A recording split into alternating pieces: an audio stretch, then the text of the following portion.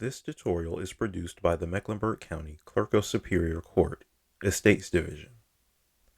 While our office cannot provide legal advice, we are happy to help you navigate the estates administration process. This video will provide a step-by-step guide to completing the Family History Affidavit. First, let's define some of the terms used in this tutorial with which you may not be familiar. Decedent, a person who has died. Affidavit, a sworn or affirmed statement that has been made under oath. Affiant, the person who is making a sworn or affirmed statement under oath. What is the purpose of this form? The Family History Affidavit must be completed and submitted to the clerk's office when a decedent's estate file is opened. This completed form will provide the clerk's office with information that will help to identify all family members who may have an interest in the decedent's estate. How to complete the Family History Affidavit. Enter the decedent's name. Enter the affiant's name, street address, P.O. Box, city, state, and zip code. Enter the affiant's telephone number, county and state of legal residence, as well as his or her relationship to the decedent. Next, answer questions regarding the decedent's most recent marital status. Check the first box if the decedent was married. Check the second box if the decedent was widowed. Check the third box if the decedent was divorced. Check the fourth box if the decedent was never married. If the decedent was either married, widowed, or divorced, provide the most recent spouse's name, the date of the marriage, the date of divorce if applicable, or the date of the spouse's death if the decedent was widowed. List the names and addresses of the children born from this marriage. If additional space is needed in this or any other section of the form, you may attach a separate page. On the attachment, copy the number of the section for which the additional space is needed. For example, this would be section 1B. Then add the information that would not fit on the form. Check the first box if there is an unborn child. Check the second box if there is not an unborn child. Check the first box if any of the children listed above died before the decedent's date of death. Check the second box if the listed children were alive at the time of the decedent's death. If the first box was checked to indicate that one or more of the children listed above died before the decedent, list the name of each predeceased child. Attach a separate page if additional space is needed. Check the first box if any of the listed predeceased children had children of their own.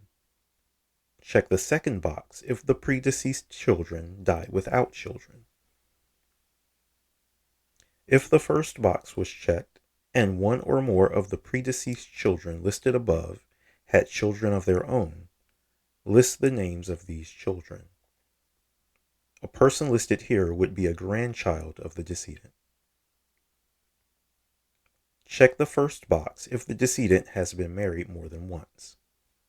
Check the second box if the decedent was married only once. Include the name of the previous spouse if the decedent was married more than once.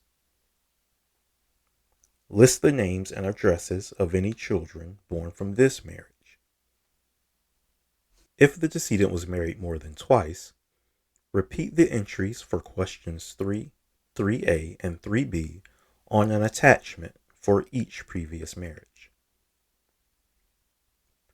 Check the first box if the decedent had any children that were born outside of marriage.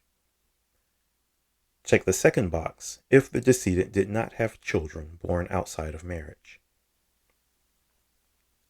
If the first box was checked and the decedent had one or more children who were born outside of marriage, list the name and address of each child.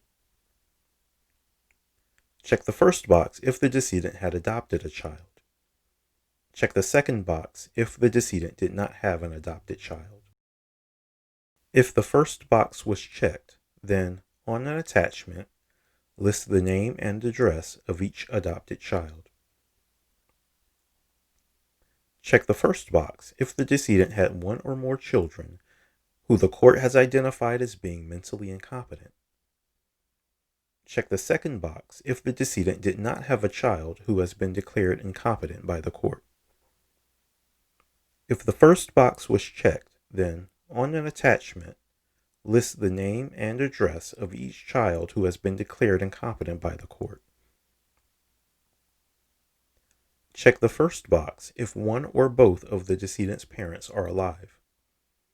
If the first box is checked, list each surviving parent's name.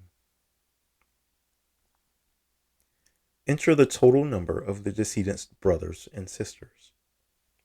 List each of their names. Provide an address for each brother or sister who survived the decedent. Print deceased on the address line for a brother or sister who died before the decedent. Use an attachment if more space is needed. Check the first box if any brother or sister listed above died before the decedent. Check the second box if all brothers and sisters were alive at the time of the decedent's death.